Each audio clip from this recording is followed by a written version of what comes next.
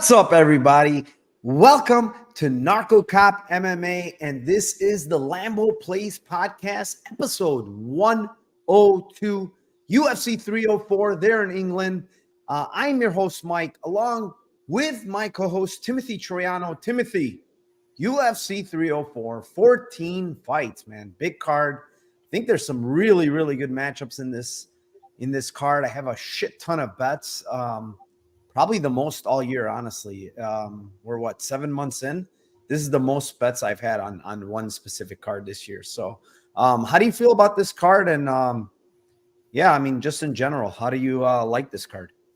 Yeah, man, this card's fire. Got a bunch of good fights, bunch of big names. They're doing it right in England here for this one. So yeah, it should be a really great card. Excited for it.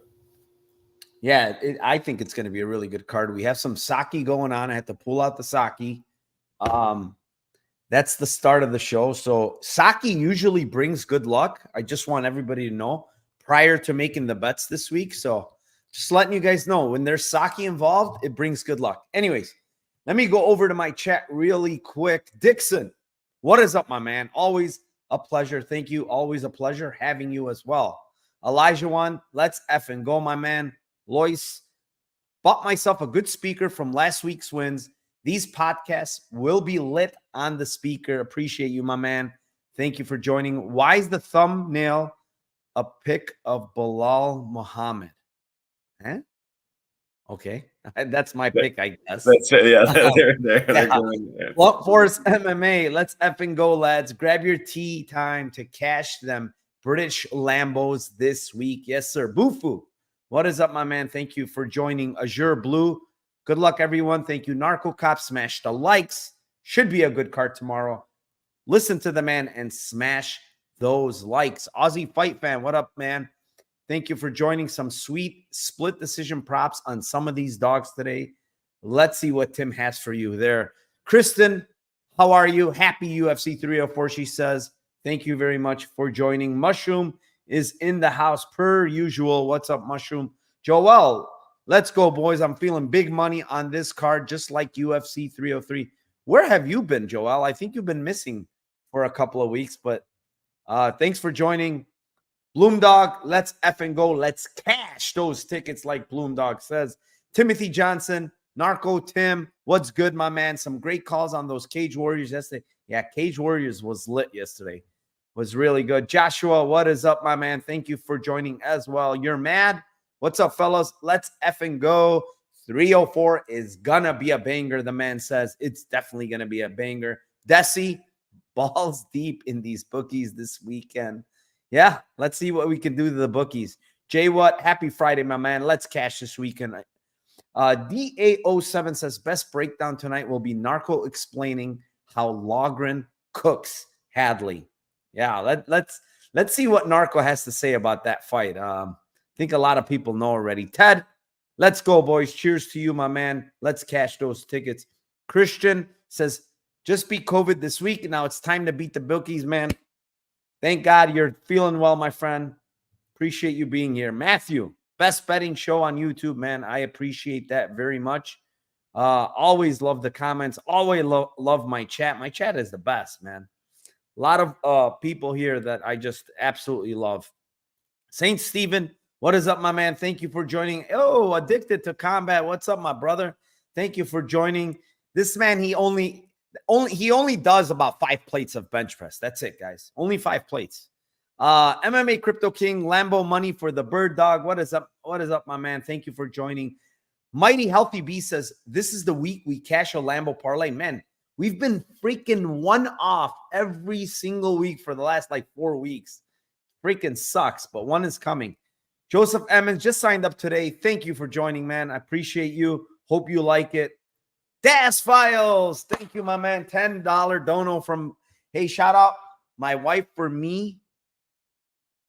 Shout out my wife for me. She's on, shout out to Shirley. Thank you very much. Daz File. Daz is the man, bro. Like, this guy, I love the guy. Not because of the donos, trust me. I just love the guy in general. Always nice, always positive. Just a great, great dude. Not in the AM, bro. I don't want to get man of the library on you, but notice Edwards is doing the headshot dead to himself. I don't know. Dude, I don't look in that. Come on, stop. Saki smells and tastes like warm. Oh, God, that's disgusting. Shout out to my wife for me. Oh, dude, your wife is shouted out. You don't need to send donos anymore, bro. Shirley, shout out to you again, to Shirley there. Shirley, are we going to call her Miss Das Files? How about that? How about Miss Das Files? All right. 218 people already in here, Tim. They're not looking for me fucking talking nonsense. They're looking for some Lambo plays. So let's start out with the first fight of the night, and it is in the strawweight division. It is the 5-1 Shanna Bannon versus the 9-5 Elise Ardeline. Tim, banger of a fight. You kick us off here.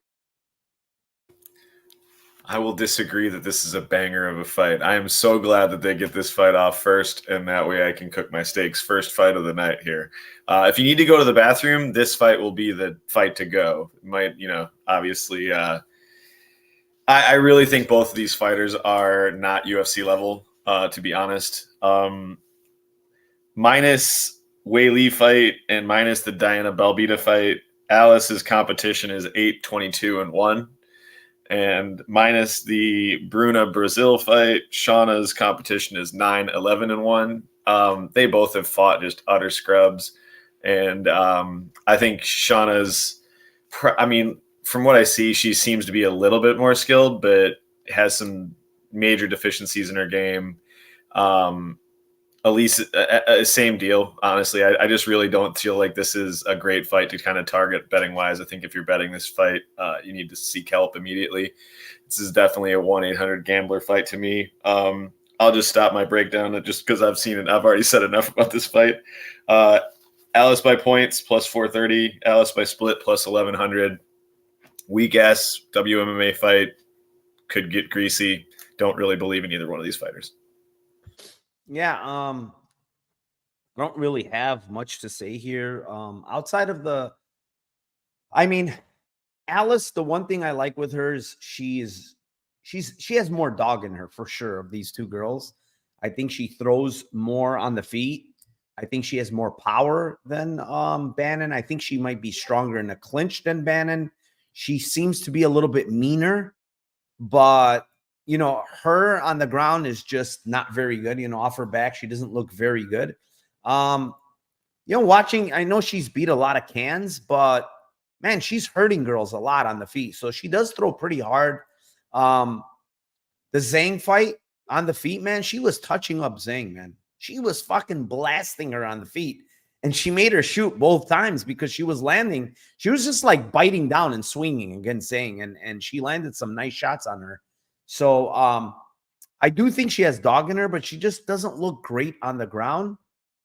Now, Weili subbed her, but Weili, we're talking about Weili and Shayna Bannon. Like, let's kind of tone it down because they're completely different fighters.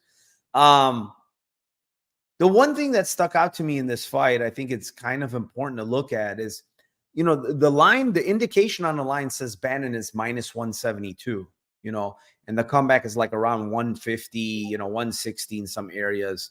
The fight goes here is like 180 range. So it's implied to go to decision. Yet, they're giving us a decision line on Alice at plus 450. Feels kind of off, to be honest. I understand she hits hard, and I'm saying she hits hard for WMMA, decently hard, but Shayna Bannon has shown me she's extremely tough and durable in a lot of her fights. She's very, very tough. She's not going to, I don't think there's going to be a KO here from Alice. So if Alice wins, it's probably a decision. And they're telling us she wins, 36% of the time. Well, I think it's most of that 36% is baked into the decision win. So Ardeline at decision at plus 450. The line kind of doesn't make sense, honestly. They're pricing it way off compared to what the fight goes is. Like, they have like her knockout prop kind of. I take it back. Her submission prop is way too low. That's where I think it's all screwed. Like her submission plot is plus 500. They're both her KO, all her violence props. I totally agree with you. Her violence KO. Listen, I honestly think her KO should be lower than her sub. It should, but they're both like stupid. The sub is lower than the KO. I don't understand that. Like this girl, it's like you said. I mean, minus 180 for fight goes. I think that's like no. low. I'll tell you what it is. It's because she has 4 submission wins, I guess, and they're thinking she's a sub threat, which she's subbing like complete bums. You know I think she subbed. Yeah, she both of them have fought the same.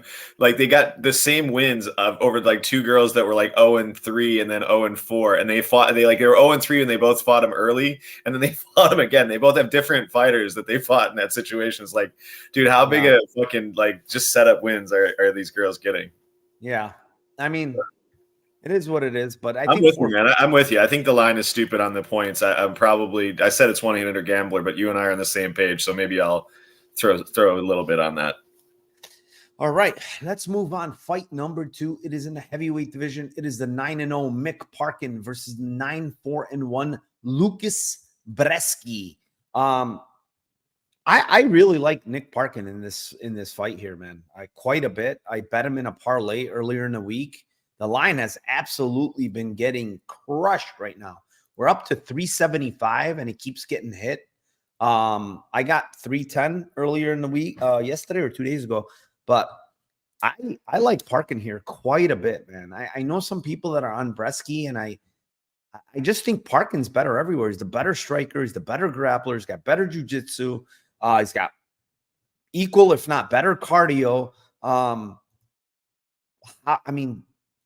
guess Breesy has more volume, kicking and stuff, but the guy has no power, in my opinion. And also he can get taken down very, very easily, man. And Parkin, you know, say what you want about that Machado fight, but Machado is he's a gritty fighter, man. Like he's gonna keep fighting. He's got good jiu-jitsu. He used a lot of his jiu-jitsu to get up. This guy has zero jiu-jitsu, Breesy. You know what his jiu-jitsu is? Turn around and give up your back. That's all he knows.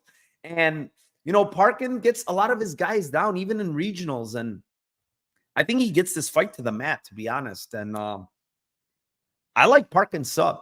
It's 7-1. I like his ITD as well, to be honest. I like his ITD. It's 2-1 on MGM. I just gave it out to my Discord. I think he finishes here at a pretty high clip, honestly. I think he finishes close to 50% here. So you're getting 2-1 here. I think he finishes. I'm hoping it is sub. It could be ground and pound, honestly. I think once he gets on top, it's going to be very hard for Breesy to get up against this guy. He's much bigger than his other opponents that have taken him down. And the other thing is, Walter Walker was absolutely death-gassed after 5 minutes. Like, even if he got Breesy down, he couldn't do shit. He was so tired. So it's like, you know, I don't really care. Walter Walker was just done after 1 round, dude. So, yeah, I like Parkin here quite a bit. And I think sub is a little sneaky here if you like it. Go ahead, Tim. What do you like? I like it, man. I nodded. I showed my page. I think the same thing, man. I think you got like Breesy's at like mid-30s on takedown defense. Like you said, he legit has no jiu-jitsu and gives up his back almost every time he tries to get up. My concern would be like on the sub. I'm just like biting back on it. It's like my concern on the sub, like you're saying, a ground and pound is live because he might not be able to even like remotely get up in this fight. Like he might be just completely stuck. And then it's really up to, you know, what is Mick going to choose? Like he probably can advance position. He might be able to get to mount. I think like Walter Walker also had a rear naked choke locked in. He got every takedown that he went for except for one, I think, in that fight. So I just feel like if he grapples, if he takes him down, I think sub at plus Plus 650. Also, dude, sub 2, sub 3, man. Fucking lovely. Plus 2,600, plus 3,200. Those are going to be bet as well. I think that it is something where he might jab him up a little bit in the beginning, check him out a little bit in the beginning. He might also just like ground and pound him and just not finish him in round one. You got a good line on the sub to just be able to win on both, and then take some stabs at the really, really crazy lines on 26-1 and 32-1. Yeah. I honestly don't mind 2-3 either, because I do think he might wear out Breesy pretty hard with the grappling. Like if you remember Carl Williams, and Carl Williams obviously went for a shit ton of takedowns, but he was fucking dead. But so was Carl Williams. So he had so many opportunities to finish that fight. I watched it. I'm like, how did Carl Williams not? He never finishes his breakfast. He can't even finish his coffee at breakfast. Dude, it was ridiculous. He couldn't finish that fight. It's crazy. Anyways, let's move on. Fight number 3. It is in the welterweight division. It is the 11-2-1 Sam Patterson versus the 10-4 Kiefer Crosby. And this one's yours, Tim. I mean, this is one of those weird fights. I'm not high on Crosby at all, but I think like we've been down the road with Sam Patterson at minus 400 before. Like this guy he's got serious deficiencies in his durability and his defense striking. So I don't hate anybody taking shots on Crosby. He usually throws hard and he tries to get in a range, but he's really not good grappling wise. He makes a bunch of mistakes when he's grappling, and even like offensively grappling and defensively grappling, I think he makes a bunch of mistakes. Honestly, I think the most likely outcome is that Sam finishes him in round 1. But it's kind of shitty. It's a shitty line, so I'm not going to give that. I'll hope that he can survive and that Sam gets him out in round 2 at plus 500. Obviously, if you do round 2, we usually go with round 3, but I think it happens in round 2. Plus 500. Round 3 is plus 1,100, but yeah, I think round 2 is the way to go at plus 500. Yeah, I mean, Patterson to me is not very good. I think he has some skills. Don't get me wrong. I think he's an okay striker. I think he's very tall. Obviously, he's got good limbs, long limbs. I think he's an opportunistic BJJ guy. Like I think his subs are good because he's very long, right? RNCs are good. The front choke series is good from this guy. But I wouldn't call him like any type of wizard. Like all of his subs are guillotines and rear naked chokes. Like I don't think this guy has good jiu-jitsu, like off his back or something. But the one thing that it sticks out with this guy is like he drops his hands. He lifts his chin up in the air when he's backing out. He's honestly a KO waiting to happen again. Like I know Ash Moose knocked him out like in a weird way, but this guy's been hurt in multiple fights, man. Like multiple fights. And honestly, Crosby is a huge hitter, in my opinion. I think this guy has a shit ton of power. He throws very freaking hard. And he has some nasty. When I say nasty, his leg kicks are absolutely nasty, man. Throws them extremely hard, man. And he was landing on Jusei very, very hard early with calf kicks. And Patterson has some little squirmy, skinny legs. So, honestly, I think KO1 is crazy off here for Crosby. I played it at 1,300. I gave it out to my Discord at 13. It's 1,100 now. I still think that's value. Kiefer Crosby KO1 at 1,300 is definitely value in my opinion, because the way Patterson fights, man, he's a KO waiting to happen. And Crosby is one of the biggest hitters he's faced. So if Crosby lands early, I think he's going to put this guy's lights out.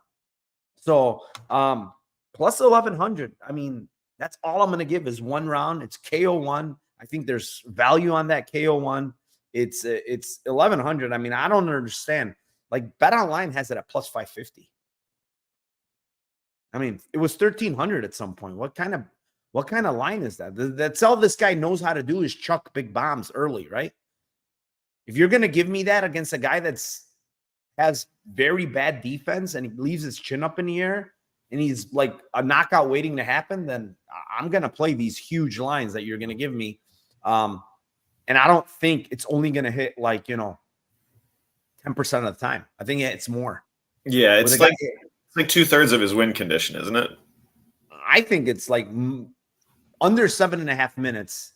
That's what I'm saying. Is his win condition. So exactly. I think I'll maybe give him another half a round. Yeah, to knock him out. But if you look at his record historically, they're all KO ones, bro. 1, 2, 3.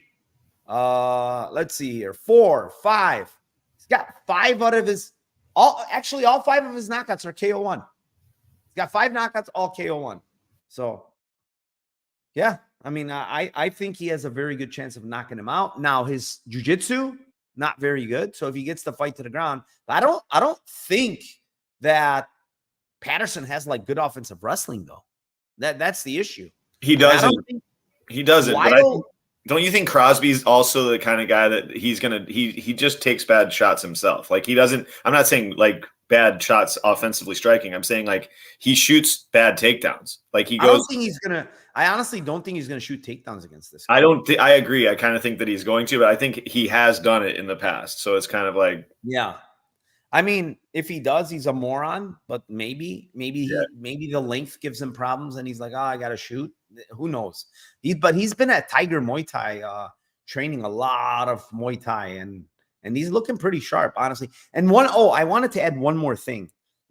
I know people are constantly like referring to that Juicy fight and how he like got finished pretty quick. You got to remember, he took that fight on very, very short notice. First fight in the UFC, had to travel all the way to fucking Australia. And he mentioned, he goes, I was literally sitting on the couch when I got the phone call. And he's like, I couldn't pass up. I'm not in the UFC, right? I couldn't pass an opportunity up to get into the UFC. So I took the fight. It's exactly what he said. And he was coming off the couch and he had to fly all the way to Australia, on 2 weeks' notice. It's just not an ideal situation. So, yeah, I mean, I just want people to kind of like use that when judging this guy. Don't just judge off that one fight because there was a lot of shit behind it. Let's move on. Fight number 4. It is in the flyweight division. It is the 11-0 Muhammad Mokaev versus the 19-6 Manel Kape. And this one's been crazy, man. They're going back and forth. I mean, this is rumor, okay? It's not guaranteed. Like, I don't know for a fact. I have a pretty good inkling that this is true. But I heard the UFC wants nothing to do with Mokaev anymore. I heard they're done with him. They haven't re-signed him. This is the last fight of his contract. You know what's weird to me is when you look at a guy like Mokaev, right? He is 1, 2, 3, 4, 5, 6-0 in the UFC, right? Why would you allow this guy, if you really wanted to keep him, why would you allow this guy to go on the last fight of his contract, right? To me, it just smells like they actually don't like this guy. They don't want him. And so, they move him from the main card to the feature now to the early prelims. I mean, I don't know what's going on. I don't think they like Kape either because this guy's been pulling out left, right, and center, missing weight, doing all this stupid stuff. So I don't think they like him as well. But, this is a fight I did a lot of tape for, trying to get to a bet, and I said to myself, you know what? If Kape gets to 150, I'm going to bet him, and he's getting very close there, so I'm possibly going to bet him. But, the athleticism, the strength are going to be things that I don't think Mokaev has dealt with yet, right? Then I watched all of these recent fights of Mokaev, man, and there's so many sketchy scenarios for him against Malcolm Gordon where he gets his back taken and he almost gets RNC'd if it wasn't for the bell. Then he gets mounted by Malcolm Gordon in round 3. I mean, losing 2-0 against Tim Elliott going towards the end of that fight, right? And he pulls it off. Okay, fine. He fucking pulls it off. No problem. Alex Perez 1-1.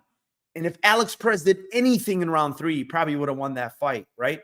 And then Jafiel Filho, another fight where he was in big trouble a couple of times in that fight. And it's like, bro, Like, this guy's an absolute killer.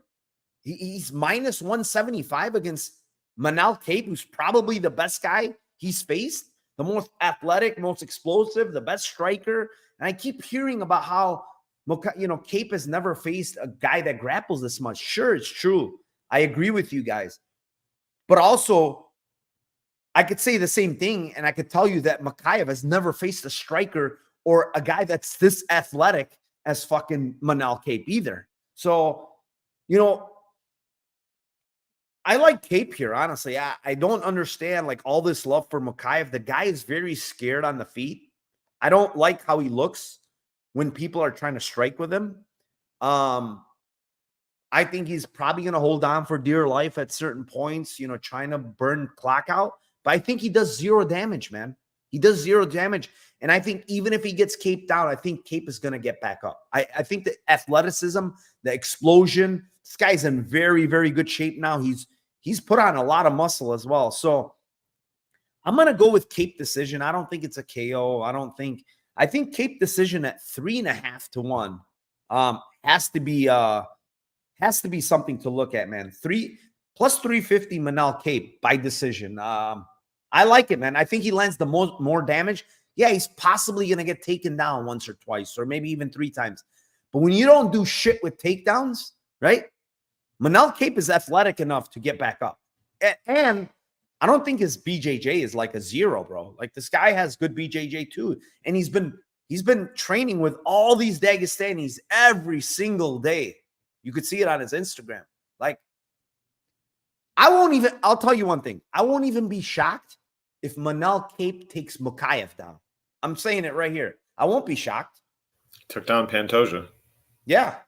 So, yeah, Manal Kape by decision plus 350. His split sucks, man. His split is like very small. It's like 600 or something. 900. Is it 900? Yeah. Yeah, that's not bad. I think, I'm just going to play his decision and probably his money line, honestly, if it hits 150. That was just the number I had. It's not much of a difference between 145 and 150, to be honest. I'm still probably going to play it. But in my head, I always said to myself, if it hits plus 150, I'm going to play him. Yeah, man. We're on the same bunch here as well. A bunch of these fights so far we've been, I think, other than one.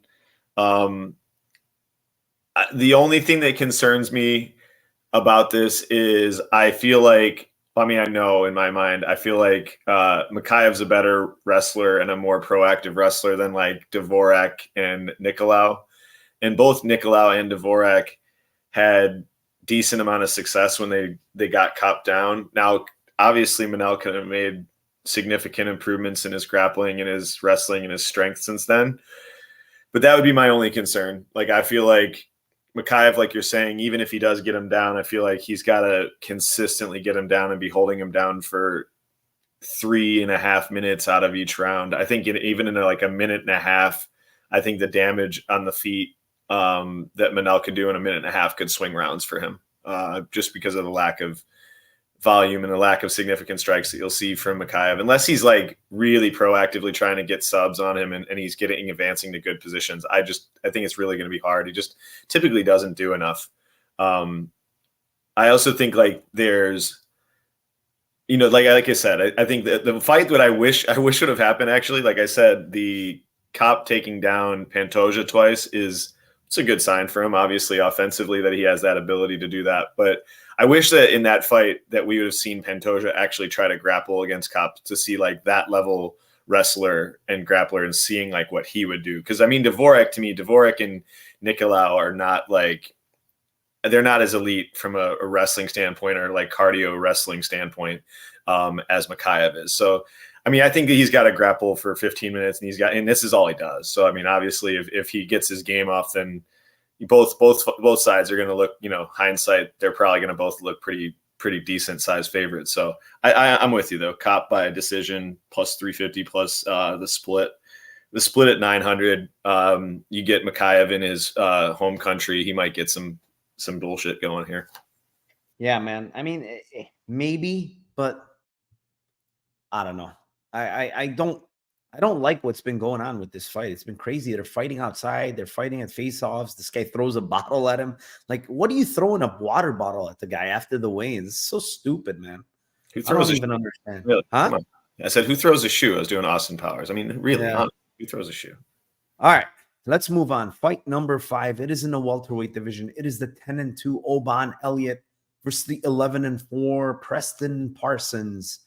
Interesting matchup here, Tim. What do you like here for your Lambo play? I like a few different things here.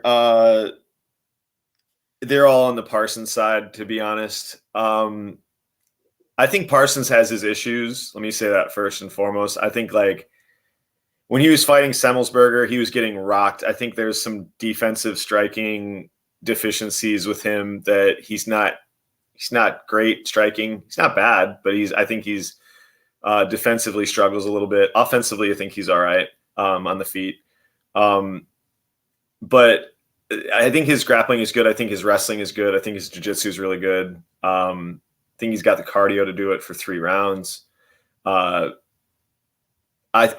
honestly been looking to fade Oban Elliott for a while. Like, this is a guy that we saw. I think I said it last time in the fight with Val Woodburn. I'm like, I want to fade this guy. I kind of think he's a fraud, but I this isn't the spot. And and then I eventually went. I think I went on the 2-3 props for him versus Val, and I was just like, he should have been able to get the finish against that dude. I think I'm pretty sure he got dropped in that fight. And then Val took him down twice, and it was just death gassed Val too that got him down. Val got his back once, I think, and it was round 3. Yeah, I just feel like Preston's gonna. I think like he's gonna abuse him on the ground. To be honest, like I feel like sub for Parsons is plus 410. Round 2, round 3, just with a KO or either method is 850 and 1100, but sub 2, sub 3 is 1500 and 2100. I think we've seen Oban also quit both times. He's been mounted by scrubs in round 2 and round 3. He's death gassed in fight as gigantic favorite before. I just think this guy's, he's a fade. If he doesn't lose here, he's a fade for me. I don't really rate Oban very high. I mean, I gotta correct you though. Come on. I mean, Michael Figlak and Flaminis are not scrubs. Come on. No, they're not scrubs. Come on.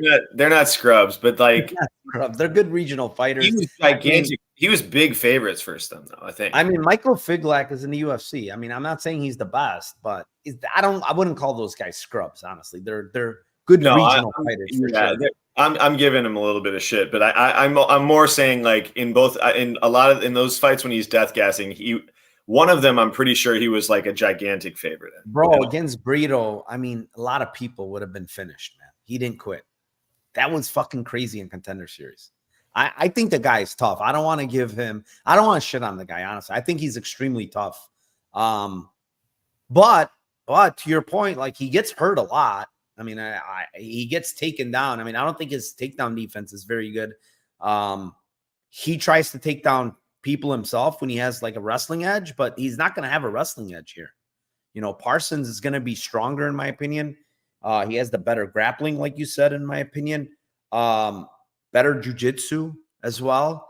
But Parsons has his flaws, man. His chin is iffy as well. Like, he's getting cracked every single fight. So he's very iffy himself. But if I'm telling you that I think he's going to take him down and I think he has better jiu-jitsu, I think sub prop at plus 410 on FanDuel. Here's why. Parsons has attempted 10 subs in the last 3 fights, man. 10 submission attempts with this guy in the last 3 fights. So he's fucking going for it. It's not like he doesn't try to get the sub. He absolutely goes for submission attempts all the time. And the only fight he didn't go for submissions is Daniel Rodriguez, but he got iced early, right? That was a short notice. He came in and he just absolutely got iced early in that fight. But all the other ones that extended, man, he's going for subs all the damn time. And this guy has 9 submission wins, bro. He's got 0 KO wins, 9 sub wins. He's got 11 wins total. 9 of them are sub. So he's going to fucking go for submissions. I can almost assure you. So I'm getting a 4-1 here on a guy that I think is going to get takedowns, has the better jiu-jitsu, constantly hunts for subs. I mean, it's worth a crack. I mean, if he goes for 3 or 4 subs, like your plus 410 is going to look very good. Yeah, maybe he doesn't get it, but it's still going to look good. Honestly, I'm going to be happy with the bet. So I'm gonna have we have a bunch. So when I bet the most, you have a bunch of bets this card. Usually when I have the most prop bets on a card, it's when you and I are not only my bets. If I'm really confident one, I'll always take it. But if you and I are both on the same one, it's like, all right, I'm definitely betting this. So far, I think we've got 4 of the same one. So I think it's like definitely going to be. I just like sub. I'm not into like the sub. I don't know about sub 2-3. Because it could be any round, but it's more. I think it could honestly. It could be one. Most of his subs are actually in round 1, but almost all of them. I think it might be all of them. Almost, I agree with you. Almost all of them are, but it's like it's more. I'm more basing that off of seeing the cardio dive from Oben Elliott. Yeah, but the problem is like Parsons kind of guesses too. That's the issue. Like that's probably why. That's probably why he doesn't get those round 3 later subs, right? Probably because he guesses as well. So I don't know. Yeah, I mean, it could happen. Don't get me wrong. I kind of lean like early sub, like 1-2 instead of 2-3. Yeah. But I see it that. Could be. I mean, it could be. It could even be like one of those clubbing subs, to be honest, where he hurts Oben and Oben shoots on him and he gets a sub. It could be. But let's move on. Fight number 6. It is in the light heavyweight division. It is the 15-6 Modestas Baukus versus the 17-7 Marcin Prachnio. This is a fight that I don't even know why the UFC is putting this together. Maybe because Baukus is from that area. You know, he's Lithuanian descent, but he's from that area. He fought in Cage Warriors a bunch. He was like their guy in Cage Warriors. So they probably gave him a hometown fight, right? Honestly, they gave him a decent matchup here against Prachnio, right? So I was going back and forth with this one on what to give. Now, on one hand, I really feel like you have to bet Baukus in round 2 and 3 because Prachnio is such a gasser. Like he's a bad gasser, right? He gasses in almost every single fight, no doubt about it. At the end of the fight, he's death gassed, right? He's been finished in round 3 twice, I believe. Petrino finished him and Rakic finished him early in his career. Baukus has late round finishes, you know, not that he's like some killer or anything, but he does have late finishes in his career. So it was between that and like decision, and decision is just not enough. It's too small. You know, decision on I think Baukus wins. His decision is small. I'm gonna go with 2-3 here on Baukus. I think he has the better cardio. Maybe, just maybe, he's in front of his home crowd. He kind of, you know, goes for it a little bit more. You know, it's kind of wishful thinking. I don't love this play, but I'm basing it off of cardio and cardio alone. I think Baukus has a lot better cardio than Prachnio. So it's 1,000 and 1,400. It's not the best bet, but I think it's worth a sprinkle. So you said round 2, round 3 for Modestas? Yes. Okay. Yeah. I mean, I think that's a good play. I'm on the other side on this one. I totally get that. I mean, I was kind of had a couple of different ways I thought that this fight would go. I think there's more volume on the Prachnio side. I think that for the first, for the first 7 or 8 minutes, I think he's going to be potentially winning the fight. And then can he survive at that point? So I'm going to go with Prachnio by points and Prachnio by split. Prachnio points plus 320, split is plus 900. I just, like I said, I think both these guys have durability issues, so I could see either one of them finishing the other. Definitely more early rounds for Prachnio and late rounds for Modestas. But yeah, I think it could be a close, just 15 minutes striking kickboxing at range. Prachnio doesn't always gas out. He gasses out like bad. Don't get me wrong, but like I think he gasses worse against guys that try to push a grappling pace on him as well. As he if he's going for too much striking, then he might gas. But sometimes he just doesn't do. He doesn't do a lot. He doesn't go for much, and he can be okay. But like I think it's points for Prachnio and split for Prachnio for me. All right, let's move on. It is fight number 7 in the bantamweight division. It is the 9-1 Kylan Loughran versus the 10-3 Jake Hadley. And Tim, this one's yours. Yeah, Jake Hadley going up weight and then missing weight in this fight is quite interesting to me. I think Hadley's for me is a guy that I've bet against a decent amount. We were on Johnson versus him. We were on Nascimento versus him. There's a bunch of just guys that like just feel like Hadley's like this weird fighter to me. I just feel like he's a guy that's not got great grappling, can't get the fight where he wants to get it. Striking, it's just okay. Like you say a bunch of times, jack of all trades, master of none. And the best trade that he's got, he really can't get the fight there unless he's fighting scrubs. So, I mean, I think going up weight in this fight is just in a fight where, again, it's not like Loughran's got like this phenomenal striking, but I mean, it's powerful enough. And it's like, he's just going to be way bigger. Like I think he's just going to be way bigger than this guy. I might be wrong, but I think he's going to be way bigger than him. I feel like Colin KO plus 480, Colin KO 2 plus 1600, Colin KO 3 plus 2400. I think he could do it on the feet. I think he could get on the ground and get a massive just pass and get to dominant position and just ground and pound the shit out of this guy. Just get a mercy stoppage. So yeah. Yeah, I mean, I like Kylan quite a bit in this spot. I bet him very early. The line moved against me, and I'm like, what the hell are people seeing that they want to bet Hadley? Like, I don't kind of didn't get it. I was a big Hadley guy, like prior to his last couple of fights. I was a big Hadley guy, and he's coming into these fights. He's getting out physical by all these guys. He's gassing,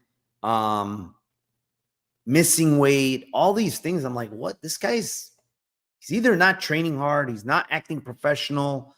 I don't know what the deal with the guy is, but he's got a good skill set. I think he has decent boxing. I think he has very good jiu-jitsu.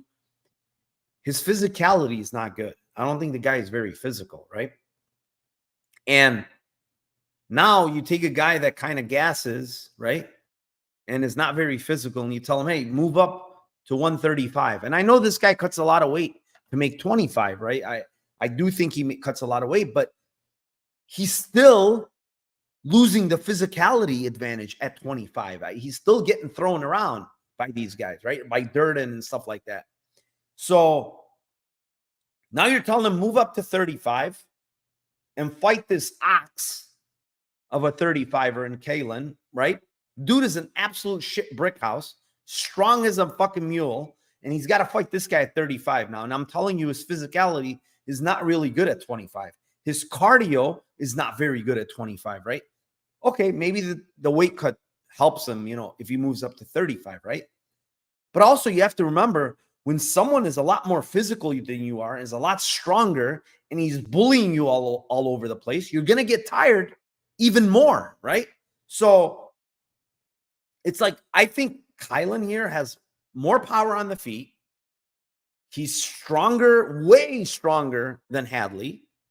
He's going to be able to do whatever he wants on top of Hadley, in my opinion. Even though he has good jiu-jitsu, he's not going to be able to get him off of him, man. And I think he's going to break Hadley, man. I honestly believe that Hadley's going to break in this fight. I know he's never been finished, but this is the fight I truly believe he's going to get finished, because Kylan, the one thing he does, if he gets you on your back and flat, he throws nasty ground and pound, bro. Like he's trying to kill you. He's trying to pass. He's trying to kill you. And he's going to do it here. I honestly believe he's going to get on top and Hadley's going to try to do jujitsu off his back. And it's just not going to work with a very strong guy on top of you. And then he's going to pass and then he's going to absolutely smash this guy. Now, Loughran has very good cardio. The one thing that I don't like about Loughran is he gets hit on the feet, right? He's kind of defensively irresponsible because he's got like a block head. But I don't really think Hadley's going to be hurting this guy on the feet, man. This guy's taking it from 35ers. I doubt Hadley's going to hurt him, right? Round 2, round 3 on Loughran is 13 and 1700. I think those are big numbers just off the bat because, like I said, this guy has cardio deficiency. Even on top of it, like you mentioned, he misses weight, bro. Like I'm looking at this guy in weigh-ins. His body does not look good. It looks like he came off the couch. So he misses weight by 1 pound, which is the worst way to miss weight. I already told you this guy has back cardio. Short notice fight, up a weight division against a stronger guy, right? And then on top of it, Tim, I hear an interview with Loughran and how he's talking about that he's grappled in America because he's been training in America a lot. He was here for a long time training. And he grappled, he said, 2 of the best 25ers in the world. And he said, he didn't say he like smashed him or anything, but he said that they did not want to grapple with him anymore after 1 round because he was so much stronger than them. They couldn't do anything. He was just taking them down. They could not do shit against them. So I'm going to give my whisper bet this week. And it is Kylan Loughran by submission. Round 2 or 3 at 4,800 and 5,500. I think he's going to smash this guy. And at one point, maybe this guy gives up his back. He's so much stronger than him that I don't think it's going to take a lot for him to, it might even be a face crank, dude, if he gets his back with it's going to be some like RNC or face crank. But these numbers are crazy to me, even the round numbers. So I'm playing the round, including those sub 2-3 huge numbers. Do you think yeah, I don't hate it. I took KO at plus 480 in the 16 and 24. Do you think it's not big enough on 2-3 versus the 13 to like $3 and then $7 difference between KO 3 and KO 2 with the rounds? What do you mean? Like I mean, sometimes it's like too close to you. It's obvious if it's like 550 and 500, you're not. You mean the round prop compared to the KO round? Well, yeah. I don't. What's the KO round? I don't know. KO round 2 is 1,600 and KO 3 is 2,400. I mean, it's fine. It's still like it's not great. 1,600 is terrible, actually. It's because it's 1,300 round 2. That's what I'm saying. I think round 3, round 3 is a little bit $7. Yeah, but round 2 is terrible. I wouldn't even touch that. Yeah, I'm with you. But honestly, I truly believe. Listen, most likely, if he finishes, it's going to be like some kind of ground and pound. No, I'm with you. But sub is, I think it's very live, in my opinion. Yeah, I'd much rather do what you've done and take 80% of my bet on round 2, round 3, and then split 10% on each of the round 2 sub, round 3 sub, and just take a small stabs at those, because 1,300, 1,700 are big enough. If you take 80%, 40%, and then 10%. I like that better. I'll go round 2, round 3 with you, but I like the KO just to plus 480. So yeah, I'll switch that to round 2, round 3. I like that more. I might have been on that Pacheco, but that one was more, I thought he was just going to grapple more and get the fight to the ground. But this one's more like, this is not only about that. This is about moving up in weight one. Hadley is just a weakling, in my opinion. And then the last part of it is the gas issue. Like this guy is a gasser, man. He's taken on short notice, missed weight. I mean, I maybe it doesn't happen, but man, these numbers are astronomical to me. I mean, everybody's shedding on Loughran for not finishing Pacheco, But Pacheco's a tough motherfucker, man. I mean, how many people take the beating that he took in Dana White's Contender Series?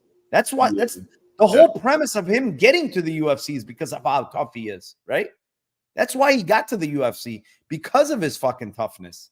So, yeah, I mean, I don't really take away from that fucking win from Loughran. I mean, he kicked his ass bad, but he couldn't finish him.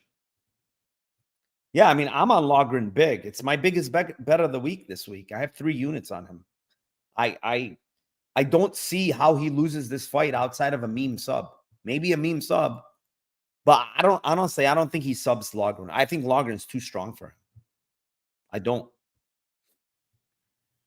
Anyways, let's move on. Fight number 8. It is in the strawweight division. It is the 14-6 Molly McCann versus the 9-4-1 Bruna Brazil. And this one's mine.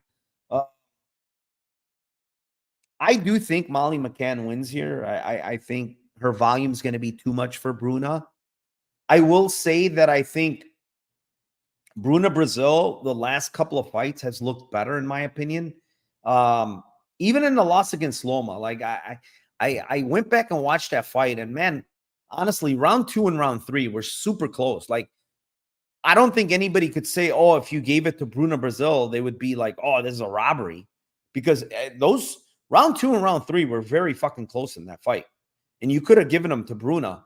And you know, Loma's been on the up and up lately, man. The girl's been, how many wins in a row does Loma have? Let me see.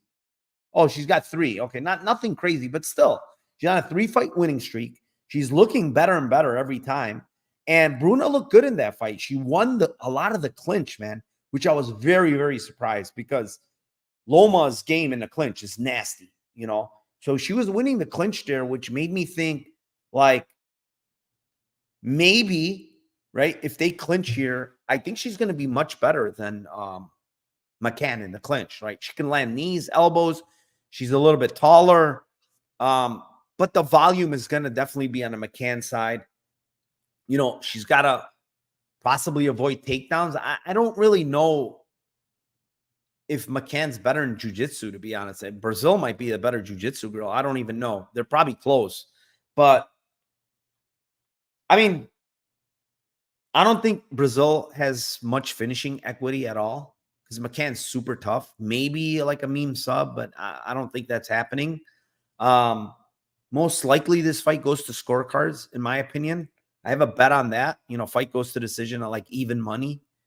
The only thing that would make sense to me is Brazil decision, you know, plus 550, 5.5 to 1. I mean, it's possible that she can win a decision, just, you know, winning the clinch, maybe getting a takedown even, you know, while they're in the clinch, similar to what she did against Bannon, you know, and edging out a close decision. But the problem is it's in England, and you're trying to edge out a close decision against Molly McCann. I just don't know if that's going to happen. But if I'm telling you what I think has some value on it, I think the Brazil decision has value. You know, 5.5 to 1. I think that's how she wins. That's like 95% of her win condition. So, yeah, Brazil decision plus 550 for me. Yeah, I mean, if you're giving out Lambos, like I was trying to get myself to like think if there's going to be a finish from Molly, or, you know, like I don't see, like last time we hammered the sub for her against Belbita, that was glorious. I just don't think that, like, I don't think that Brazil is as weak on the ground or as weak, like, getting taken down as Belbita is, to be honest. So that to me is like, I don't think that the sub's live for Meatball here. I also think that she's typically been a go to decision kind of fighter, minus a couple of spinning fucking back fists and elbows and shit that were just like, I think she did in both fight, like back-to-back fights too. So I just don't, I mean, could she do that here? For sure. But I think Aussie said it in the chat, like the fucking KO line being is what it is for McCann is just comical here. Like, it's like she's fucking Derek Lewis or something. So I obviously yours is the points. I'll go a different route. I'm going to give a a used Schwinn bicycle here on what I actually think is going to happen. Like plus 145 to me for Molly points seems like actual value.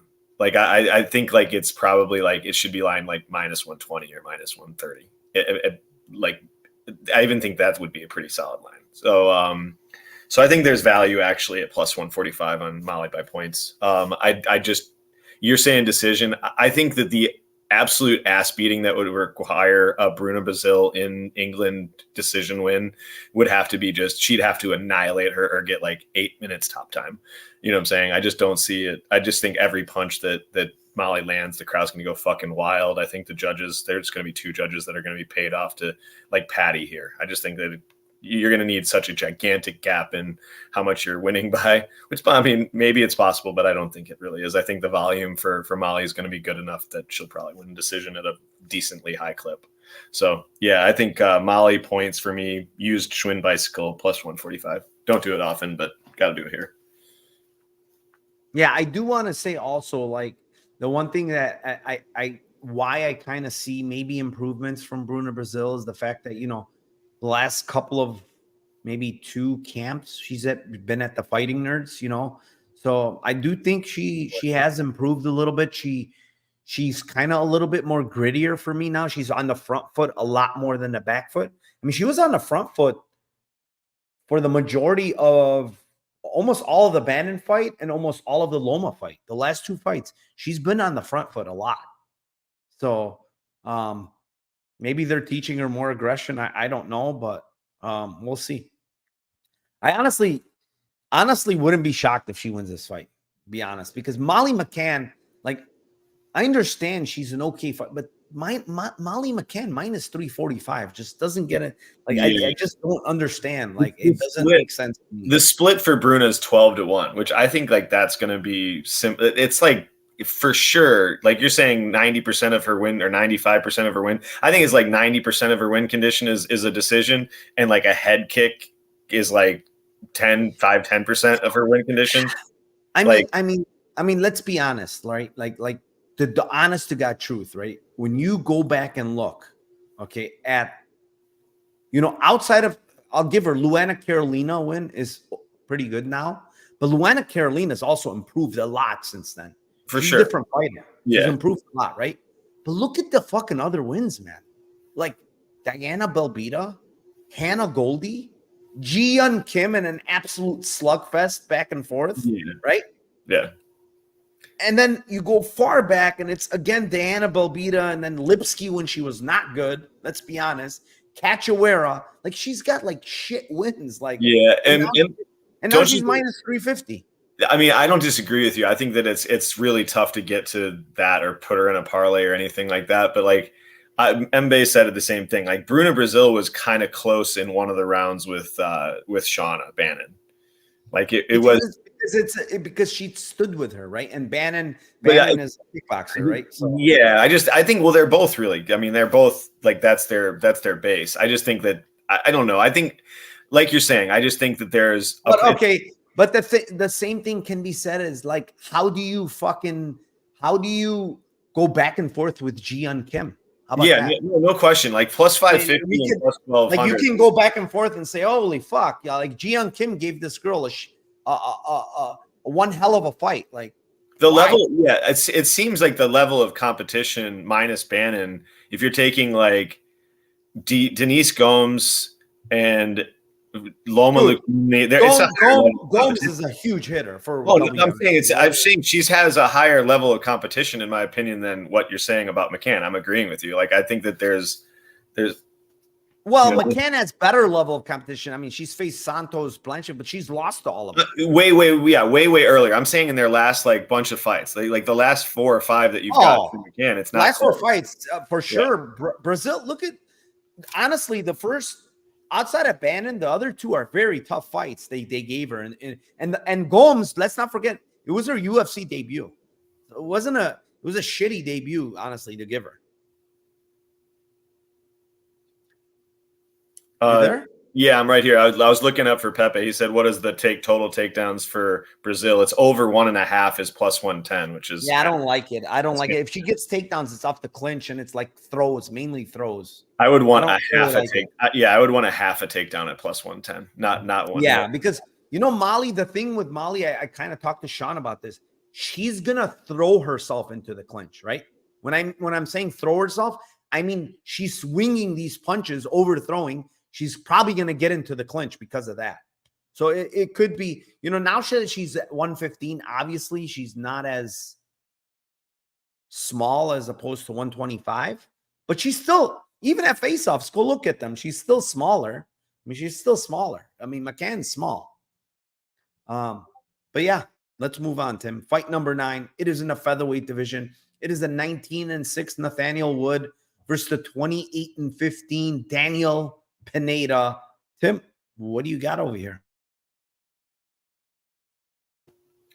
So this is just another one of those fights where it's like, it's similar to the Sam Patterson one for me, where it's like anybody that makes the argument on Pineda in round 1, like I get it.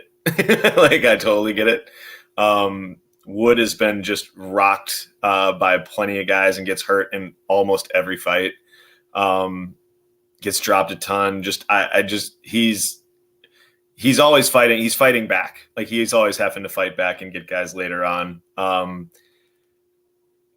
So I don't hate Pineda in round 1. He could get it either way too. He's dangerous both on the feet as well as grappling, but I don't know. I feel like Wood gets him out in round 2 or round 3. They're pretty shitty lines. They're plus 430 and plus 650. Pineda shows like got about 6-7 minutes of cardio, I think, and then he starts to just die really, really fast. Starts putting his neck in horrible positions, going for takedowns.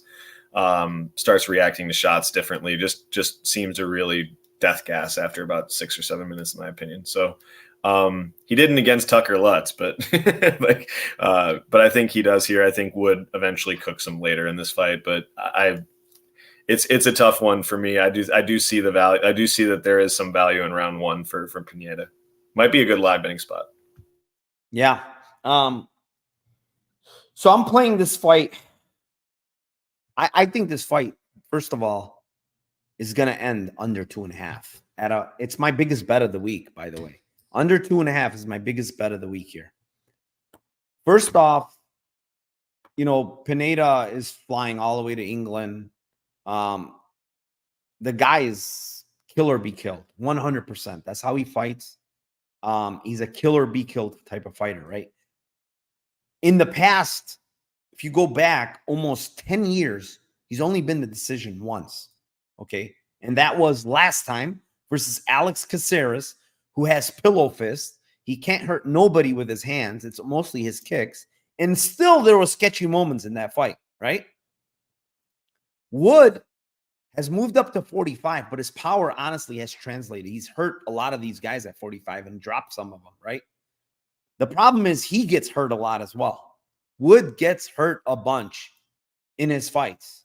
And Pineda's fucking swinging for the fences. He's trying to kill you. Guaranteed, this guy is absolutely trying to kill you. Okay? Wood is going to have a huge cardio edge here. In my opinion, he's the hometown guy. He's going to have a huge cardio edge.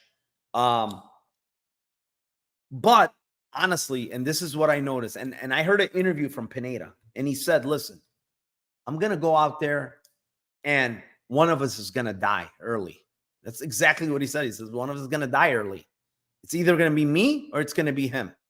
He said, I know I'm a lot stronger than him. I know he's moving up from 45. And the one thing I will say is Daniel Pineda is extremely dangerous with his jiu-jitsu, dude. This guy has really, really, really good jiu-jitsu. And I know he's been subbed a bunch, and people are going to look at that. I don't think Nathaniel Wood has a chance in hell to sub him. I think it's only KO for Nathaniel Wood here. He's been subbed fucking 10 years ago. It was the last time and he's faced a million times better grapplers than what Wood can offer him, right?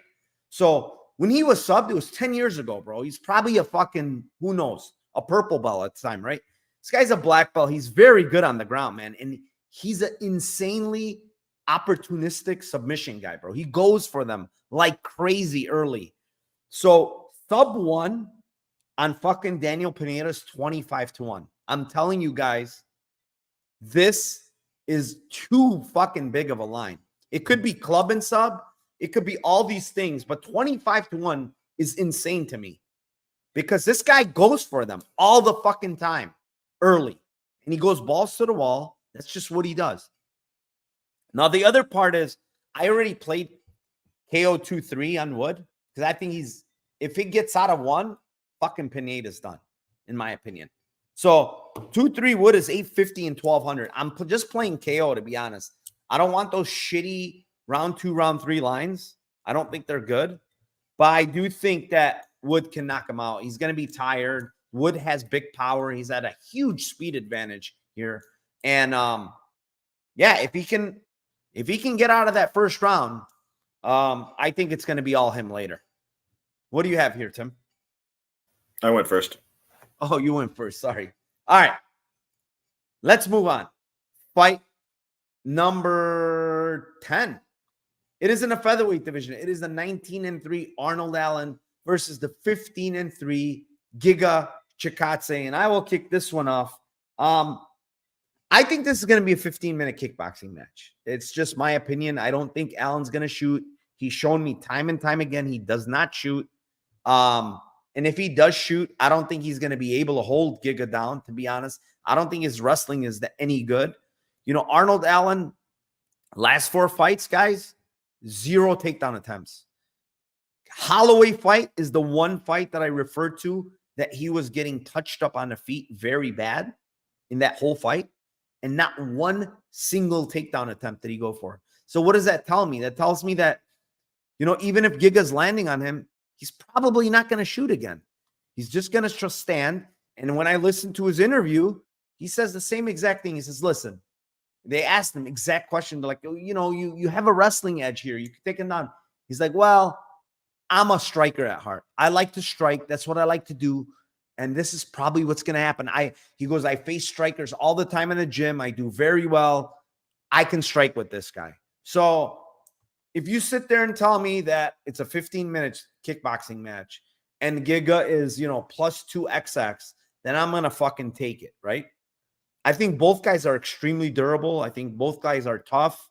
I do think Arnold Allen has the better boxing, but I think Giga has the better overall game in the striking. Like, he's got better kicks, obviously, by a mile.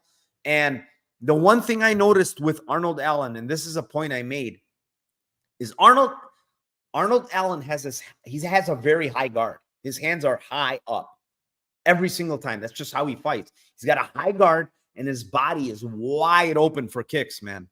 And Giga's going to land them. He's going to land kicks on his body. It's just how Arnold Allen holds his fucking guard. It's very high guard, and he's open to those body kicks from Giga. So in a 15-minute kickboxing match, which I think that's what it is, Giga by decision is 400. I played the Giga money line. I think Giga is value here. People are looking at this Caceres fight, say, oh, Giga doesn't. Well, Caceres is a fucking weird guy to fight on the feet. He's switching stances. He's got that karate style. He's long. He's not an easy guy to get a beat on, right?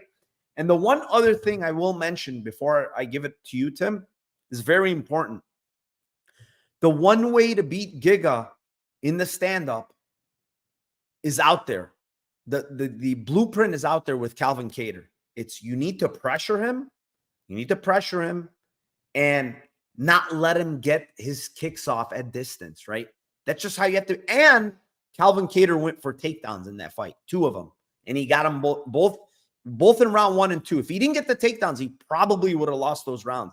But he got the takedowns. He's smart. And he pressured Giga a whole hell of a lot in that fight. He didn't give him any space, right? I'm watching Arnold Allen. He's not that type of fighter, man. He's not a pressure fighter. Like, I'm watching this fucking Yusuf fight. He's getting picked apart on the feet against Yusuf. If it wasn't for him rocking him and a knockdown, he loses that fight, period. But he dropped him once. He won the round. He rocked him another time and he won the round. Otherwise, he's losing. He got outstruck 2-1 against Sadiq Youssef. You know what I'm saying? So I don't know why this line's so big, honestly, against Giga. And I think it's going to be standing. That's my whole premise of this fight. I think it's going to be standing for 15 minutes. And you're giving me, I think, the better striker overall in Giga at plus 200. It's an easy bet for me. And if I'm wrong and he starts grappling, then so be it. But plus 400 Giga decision for me as my Lambo play. What do you got, Tim?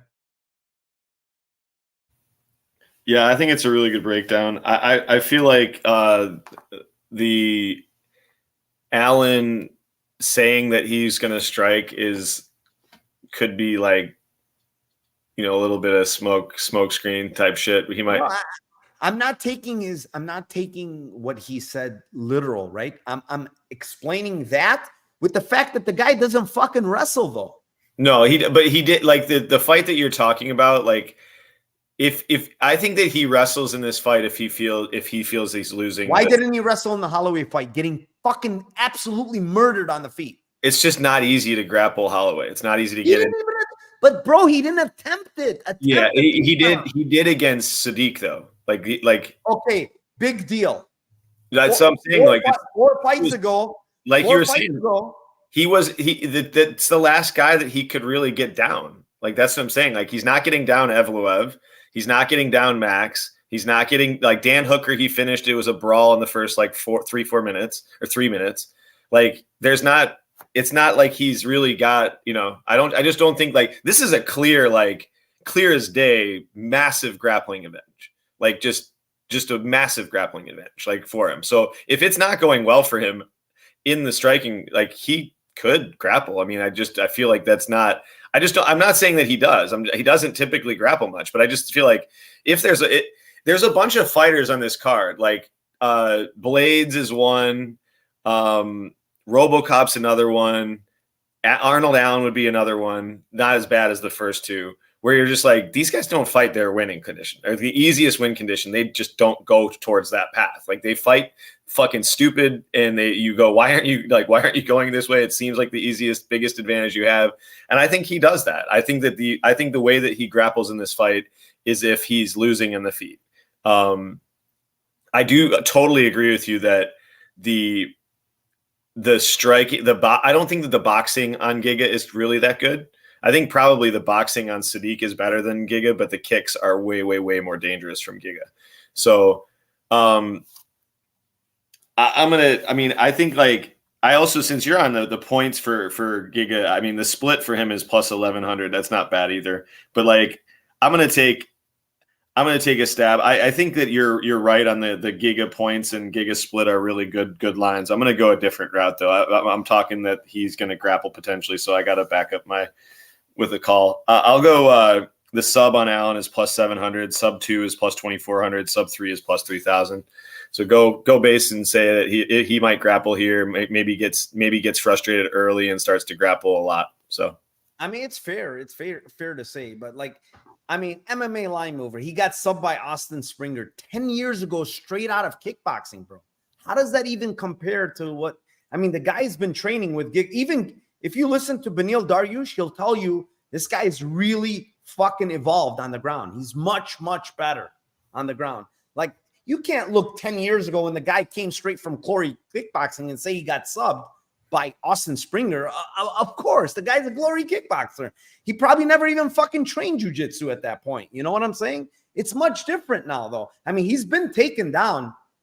It's not like he hasn't been taken down. He's been taken down by legit guys. I mean, Jamal Emmer's legit grappler. I mean, he took him down a couple of times, if I remember, early in his career. Yeah, Jamal won that fight. I think so too. I think Jamal won that fight. But Jamal's a bonehead. He waited till round 3 to fucking start wrestling. Yep. So, I mean, maybe Arnold Allen gets him. Don't get me wrong. I think he's the better grappler by a mile. It's a fact. Yeah. He's the better wrestler by a mile. It's not close. But I don't think it's like a foregone conclusion that if he gets Giga down, Giga can't get up.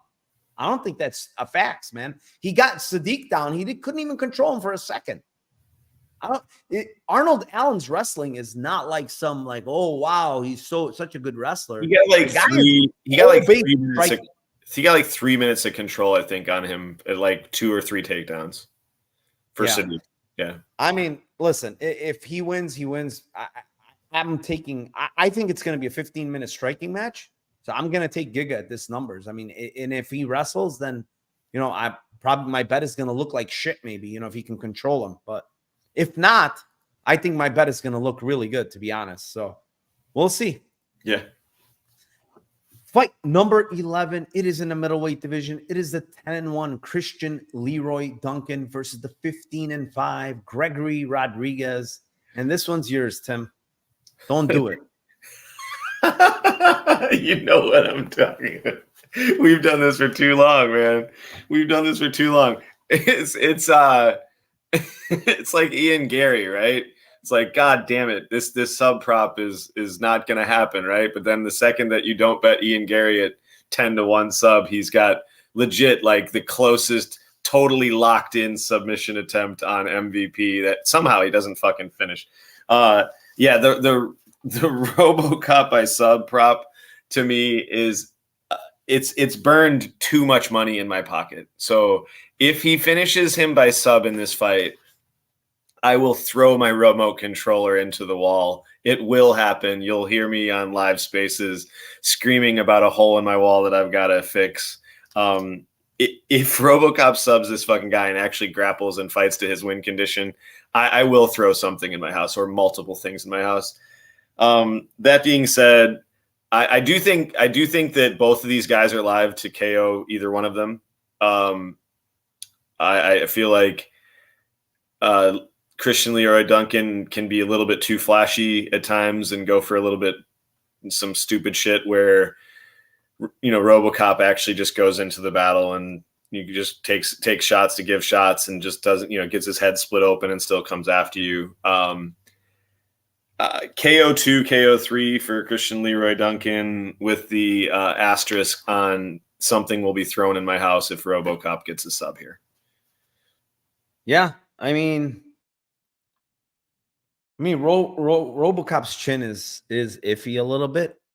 I don't want to say it's like completely gone or anything, but yeah, he gets hit and he doesn't react too well when he gets hit. But the problem with him is like he just wants to stand and bang, and like you don't have really the chin to stand and bang, right? Like your chin is not great. You can't really just sit there and eat shots while you're trying to trade, But I do love the guy, man. He fights for your money. He's fucking tough as nails. Like when I say tough as nails, like he's been wobbled, hurt a lot of times, but comes back to win. The guy's been split open all over the fucking place. He looked like an alien in that one fight, but still came back and fought his ass off. Who was it? Chitty killed him with a knee. Oh my God, that thing was split open, dude. And he came back to win that fight. The thing that I think is good for RoboCop here is the fact that I don't think CLD is going to want to trade with him. Like he's the type of guy that he wants a circle. He wants to kick. I feel like they're quite opposite, honestly. RoboCop likes the pressure to engage, and Christian Leroy Duncan likes the direct opposite. He wants to circle. He wants to explode into his strikes and then back right out. He really doesn't want to get into a high pace, crazy striking affair. He's more of a technical guy that wants to skirt the cage and do stuff like that. So I think Robo's going to be on the front foot. I think RoboCop's going to be pressuring, but the other guy's going to be circling. Now, the question is, I have a feeling this fight goes to decision, to be honest. Just because they're like opposite styles. Maybe Christian Leroy Duncan lands something like, he throws a lot of those crazy kicks. Maybe. But I think RoboCop decision is a pretty juicy line, man. It's 5-1. Why is RoboCop decision 5-1? I think he's going to be the pressure fighter. I think the bigger shots are probably going to be coming from him. And then you add the potential of getting a takedown or two, right, Tim? Why not play RoboCop 5-1 here on the decision line? Like Can he sub CLD? Sure. Can he hurt CLD? Possibly. But, let's not forget, CLD had upwards of 20 amateur fights against a lot of like fucking good grapplers, Dagestanis, all this other shit. A ton of UFC, MMA fights now. He's got over 11. He's never been finished in his career. All these fucking fights. We're talking 30 plus fights, almost 40 fights. The guy's never been finished. So I think he's kind of a weasel. Like he's weaseling his way around the cage. He's a weasel, but he doesn't do a lot in those fights that he weasels, And we saw Arman take it to him, right? We saw Arman kind of pressure him, throw a lot of strikes, and win a decision. Why can't I feel like RoboCop can do the same fucking exact thing that Arman did and win a decision? And but how Arman just doesn't fight like striking wise. Like I don't disagree with you that RoboCop can win a decision here. I'll say that first, but I just don't think stylistically that they're remotely similar. Like it was like meat and potatoes striking so clean from Petrosian versus like spinning flashy shit all fight long for Duncan. Like all fight long. You're like, dude, throw a fucking jab with Duncan. Like I didn't mean the same striking style. I mean the pressure. Petrosian was on the front foot, pressuring him the whole fight, right? And this guy was skirting the cage. He was kicking him. It's more of the fucking pressure. Yeah, I don't disagree. They both pressure, but I just think like Petrosian was so good at just throwing combinations, then getting out, being defensively responsible. That's where I think it's going to be trouble for RoboCop in this fight. Like if he just doesn't get out. Like he just goes in and he just doesn't get out in those type of striking exchanges. Like if he fights a little bit more defensively responsible, like we haven't seen it, but if he fights like goes in and then avoids the flashy shit, I don't disagree. It could look very, very one-sided for him, especially like you said, if he gets takedowns. Like I really don't rate. Like I don't really think Christian Leroy Duncan's like some big hitter, to be honest. I think it's more of his like spinning shit. That's great. Like a lot of his like fucking knockouts and shit are spinning shit. Like they're not like straight shots, like he's got big power in his hands. I really don't think he has that much power in his hands. It just seems it just seems like RoboCop is always there to be hit. Like he's just always there in the fire to be hit by shit like that too. Like he'll be winning a fight and then he'll just go into the fire and then just put his chin right there to be hit. You're muted. You're on mute. I said Joel, one of his tenants. That sucks. All right, bro. Take care. Hopefully everything works out. Yeah, we'll see. I'm just going with the number, man. 5-1 Rodriguez decision. I think it's a little bit too much. They're in this line. It's almost pick 'em. They're lining it the same as his sub prop. Fuck that sub prop. I'm not donating. I'm down 35 units on a sub prop. I'm not doing it anymore. I'm done with it. I'm done with the sub prop. Gregory Rodriguez has burned me enough. All right. Fight number 12. It is in the lightweight division. It is the 32-15-1 Robbie Green versus the 21-3 Patty Pimblett. Fucking, I don't know where to go here with this fight, man. I really don't.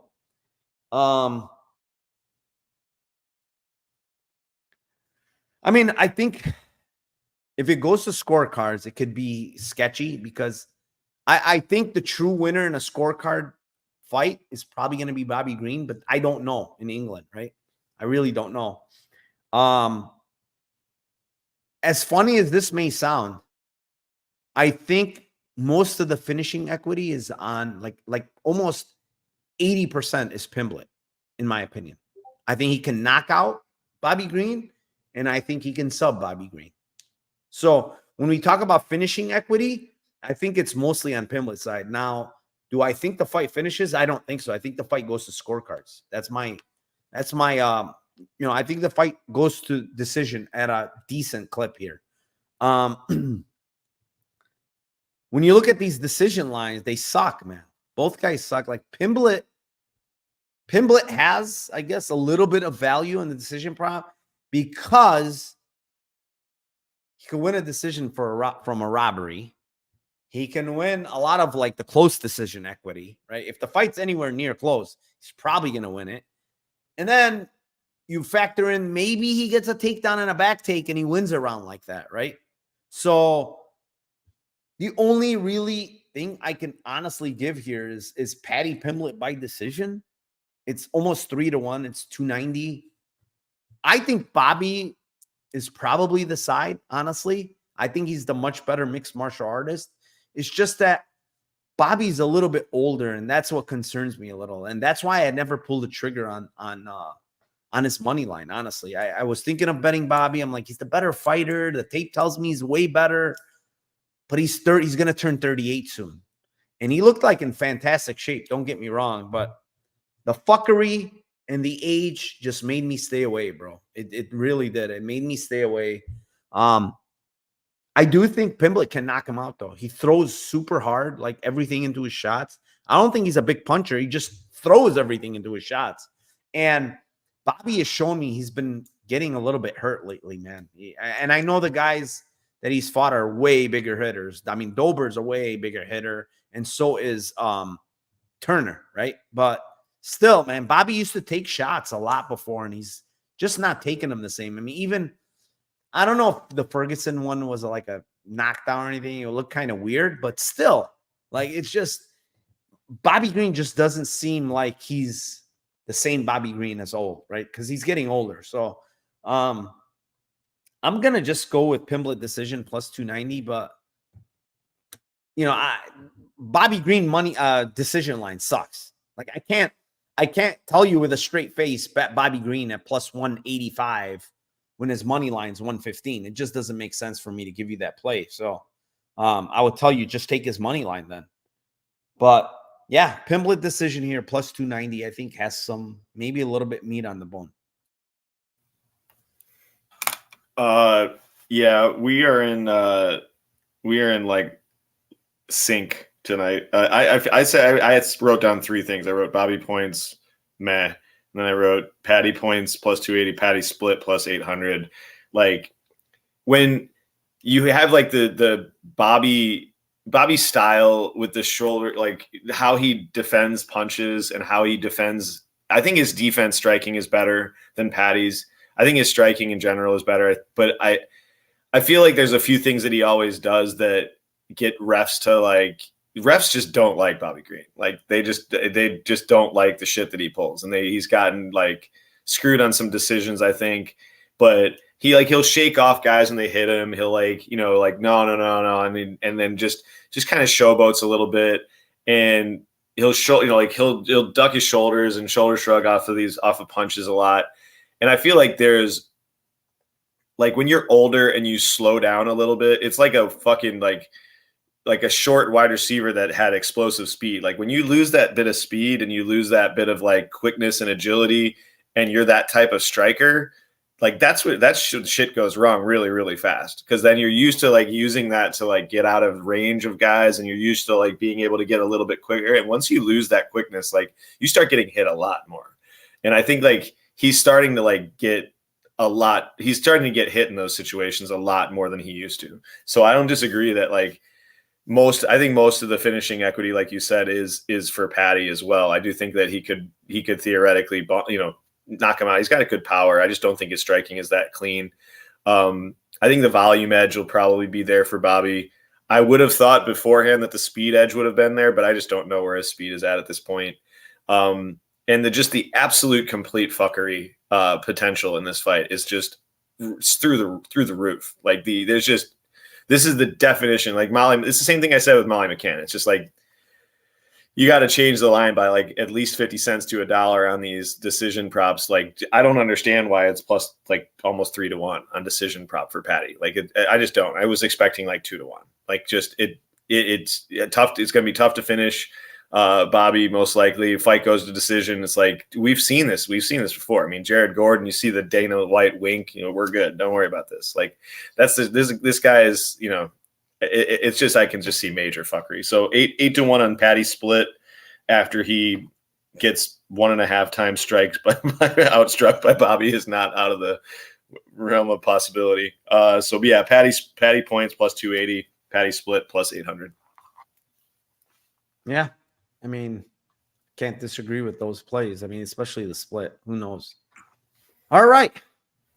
Getting to the co-main event, and it is for the interim heavyweight title. Sorry. It is the 14-3 Tom Aspinall versus the 18-4 Curtis Razor Blaydes. Tim, this one's yours, man. Yeah, I mentioned earlier that Curtis Blaydes is on the guys who don't fight to their easiest path list very often. We didn't get a chance to see very much of this fight, the first fight before Tom hurt his knee. But I don't think that it was like, oh my God, this is Tom's going to murder him right now. Like it was like, I think it was closer on the feet than people were saying before that fight. I don't understand why the line is what it is right now. Like, I think it's just a kind of a crazy line in this fight. If you're putting minus 400 on Tom and this fight gets past the first 6-7 minutes, you're going to be shitting your pants. I just think there's just no way that you're not going to be shitting your pants. Like, he was getting tired against Andrei Arlovski. It was clear as day. I mean, thank God he got the Arlovski tap in 2 seconds after he went for the takedown. But you could tell he was getting tired in that fight. To me, it's just like Curtis round 2, 3, 4. I don't think this fight hits round 5. If it does, you can take a small stab at round 5 at plus 500, or 5,000. But 20-1, 30-1, 38-1, rounds 2, 3, 4 for Blaydes. I feel like he can. What lines did you get? 20-1, 30-1, 38-1 on 2, 3, 4. No, those are 2, 3, 4. Okay. Yeah, 2, 3, 4. Yeah, I just feel like if he gets out of the first 6-7 minutes, and if he wrestles, like if he wrestles and tries to tire out Tom and can get on top, I feel like he could finish Tom. I honestly don't know. We've never seen Tom in these situations, so could Tom be okay at those points and have okay cardio, or just have insane durability and take the beat down of a lifetime, and then Blaydes wins the decision? Yeah, I don't know. I just don't see.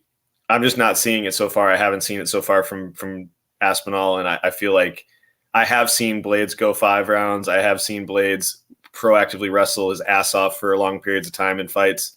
I hope he wrestles here. I hope he wrestles early. I hope he gets Tom down early in the first round and takes away his legs and takes away his cardio instead of just standing with him and giving him his win condition. But I am almost positive that he's going to stand and bang with him for the first round.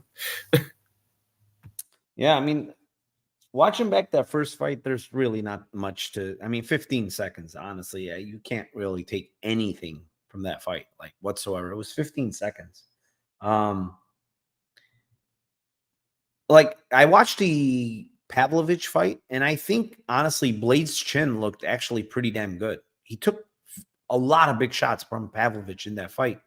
Took him pretty damn well. He landed his own big shots in that fight as well. But, the recency bias comes from exactly that. One guy KO'd Pavlovich, the other one got KO'd by Pavlovich. And hence, we're at minus 400 now because of that. That's the only reason that we're at this line, because before it was pick'em, right? But then those fights happen, and now it's minus 400. Will Blaydes wrestle? I don't know.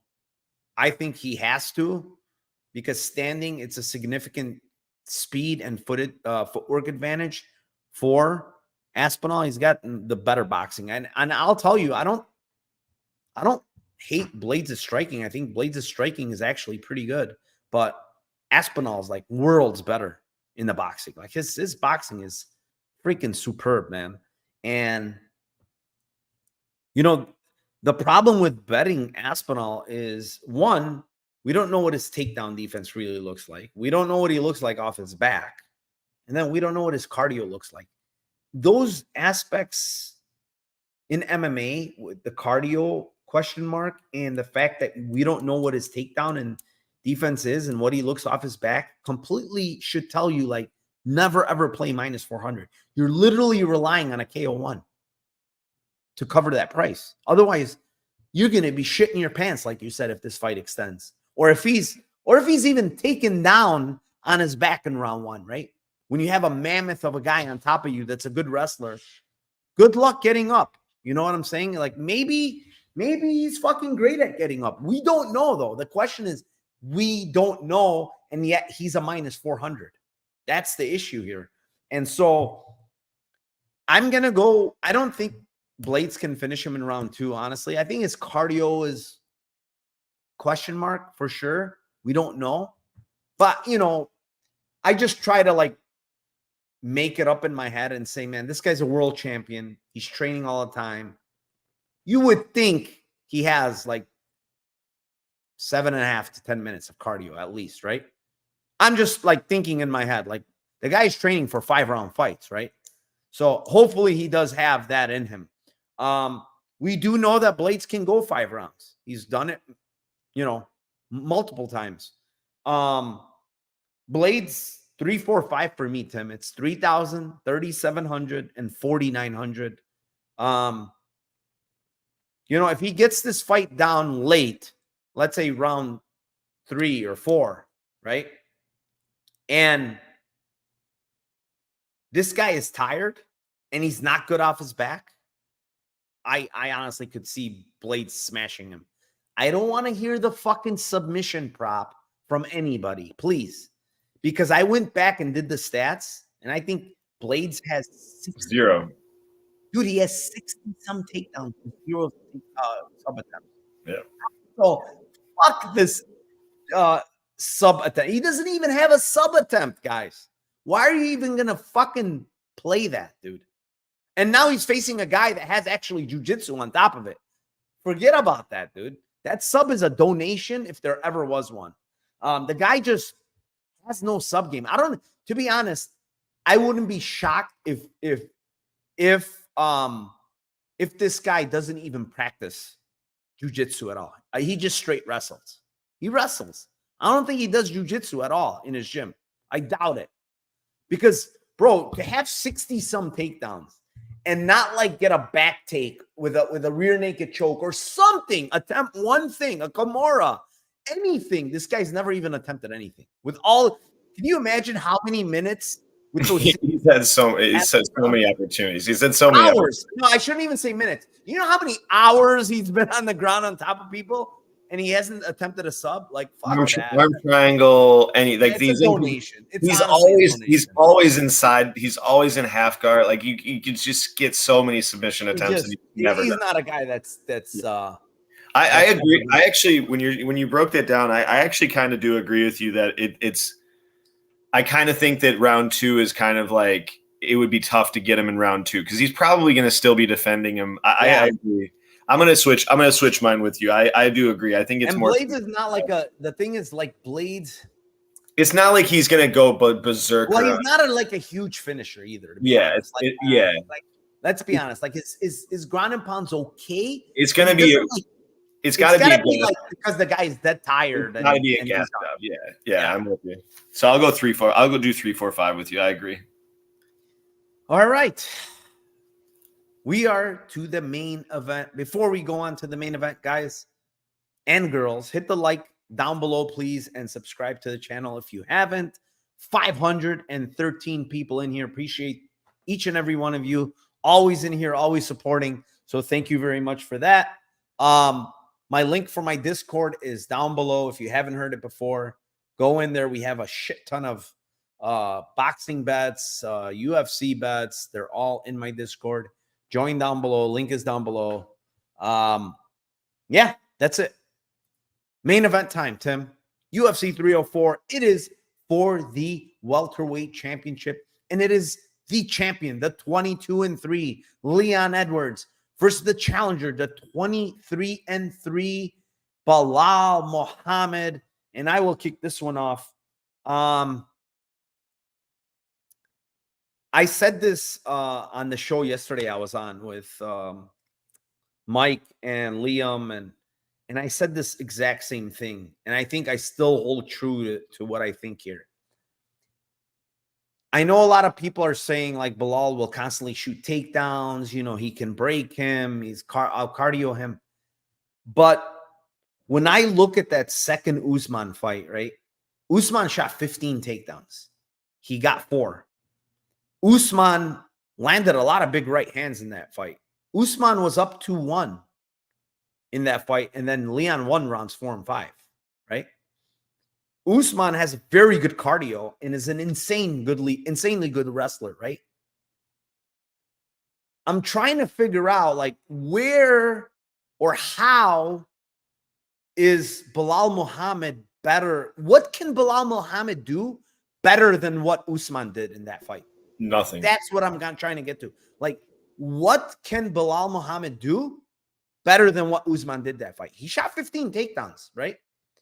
He landed big right hands. He has way more power than Belal Muhammad. It's not fucking close. Usman does. Usman is a much better wrestler than Belal Muhammad, right? So then, like, when I tell myself this, then how the fuck is Belal Muhammad going to win this fight then?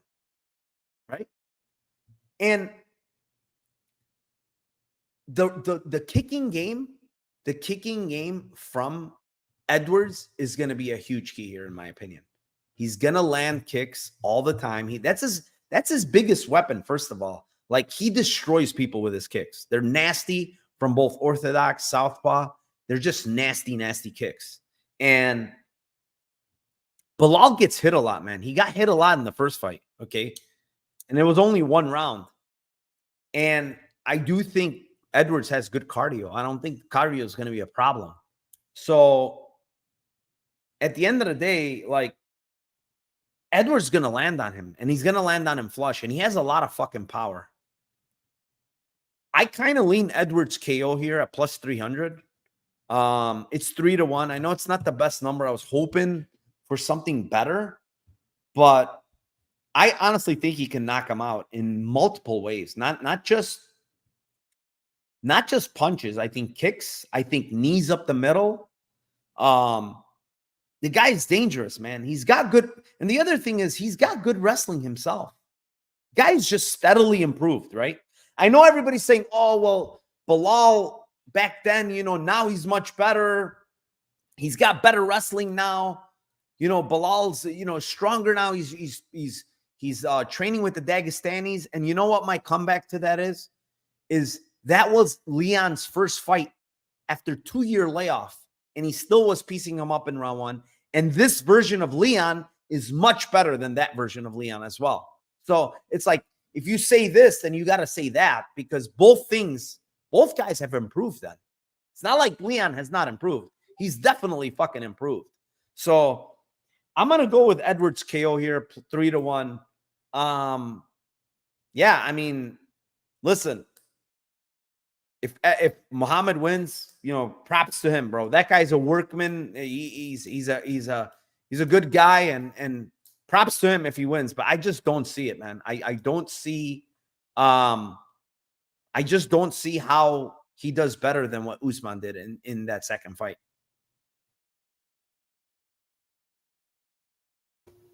Yeah, I agree with you here. I think Belal's his win condition here is a split decision. Going to be really hard to get that split decision in England. Like, it's another one of those Paddy Pimblett, Molly McCann situations here with the judges. I just feel like I do think it's his win condition. He'd have to be dominant and then win a split. And he'd have to take over, 3, 4, 5. Leon, the only thing I think, like, one of the big knocks that I think I have on Leon is that he doesn't do enough, like, in fights. Like, he just doesn't, like, he's kind of low volume, kind of picks his shots a little bit too much. And, you need to be elite striking against him to get in on him, and be able to make him want to actually throw volume. But I don't know. I feel like, I don't know. I kind of feel like it's most likely a decision for Leon, but I'm with you on it's not good enough from a Lambo standpoint. So KO Leon plus 300, KO 345 is plus 800. I think it could be, if he does, like you said, it could be a bunch of different ways that he gets him if he gets him out by KO. But I think it's like he's got to beat the living shit out of him. I think if he doesn't catch him with like a kick or something like that, I think him KOing him is probably going to be just like a mercy stoppage more than anything. But yeah, a KO for Leon plus 300, 345 plus 800. I think Bilal's fighting to a split decision win condition. Yeah, I mean, listen, I took KO and Leon. I mean, he's basically won a bunch of decisions, right? Yeah, like decision in the UFC. But also, to be honest, to be fair, like look at the guys that he's gone to decision with, right? I mean, all those guys are fucking tough to get out of there.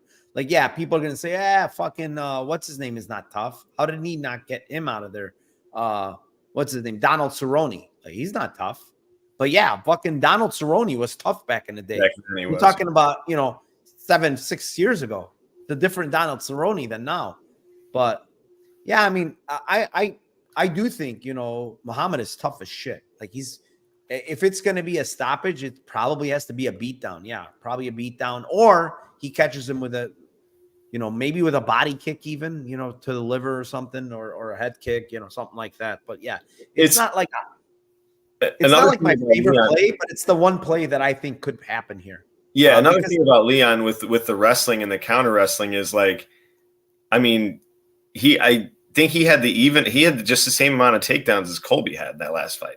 I think he had two. He was more efficient. Like Colby was like 2 of 10, and I think he was like 2 of 4, or 2 of 5 or something like that for Leon. Just like he was able to even. I mean, he was like the first guy to get Usman down too. I mean, I don't know. I just feel like his grappling is dramatically improved. His strength is he's much stronger now, and I just feel like it's going to be really tough for Belal to beat him striking wise. I just really do. I mean, the guys that Belal has been fighting that are like who has he fought that's been a striker that he's struck with?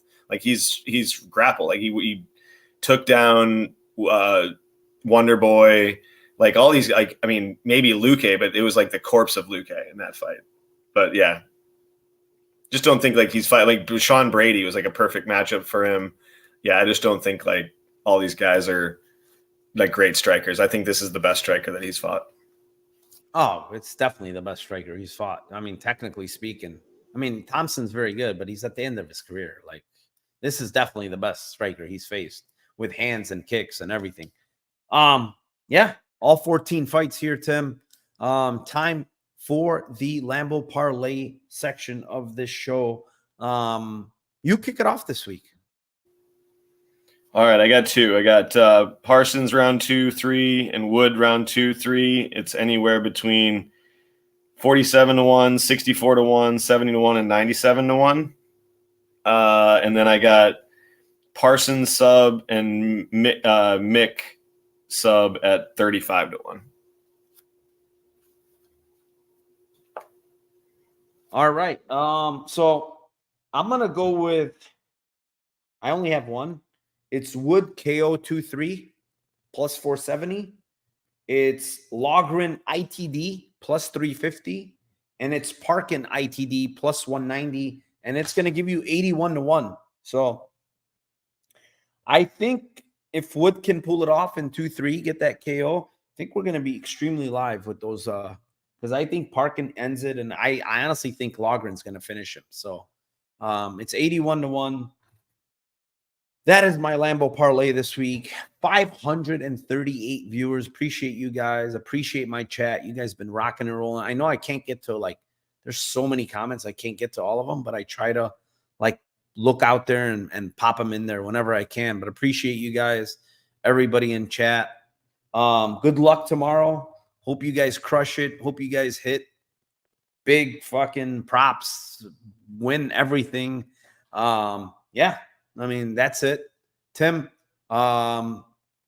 anything on your end? Any parting words? Anything? No, brother. Thanks to the chat as always. Thank you as always. Sorry, what's his face? Mushroom, you're asking. My second one was Parkin sub and Parsons sub. Was my second one. But yeah, thanks again, man. We'll see you in there tomorrow. All right, guys. Tomorrow, good luck. And one last thing, Tim. Let's cash those tickets for UFC 304.